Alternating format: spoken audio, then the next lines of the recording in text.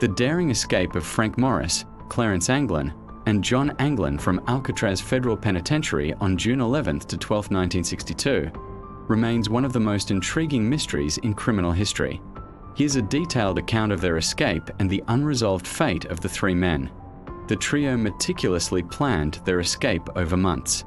They crafted realistic papier-mâché heads to place in their beds to deceive guards, used tools like stolen saws and a homemade drill, made from a vacuum motor, to navigate the prison's ventilation system, and broke out through an unguarded utility corridor.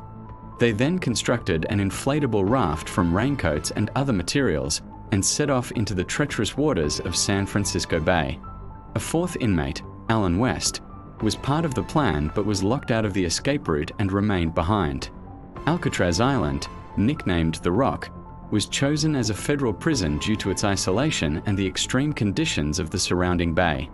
The water temperature averages around 53 degrees Fahrenheit, 12 degrees Celsius in winter, and currents can exceed 6 knots, making survival after falling into the bay nearly impossible. Prison officials often cited these hazards, along with the presence of great white sharks and jagged rocks, to discourage escape attempts. In fact, of the 36 escape attempts made during Alcatraz's operation, 1934 to 1963, only 5 inmates remain unaccounted for, including the 1962 escapees, though most who disappeared were presumed drowned.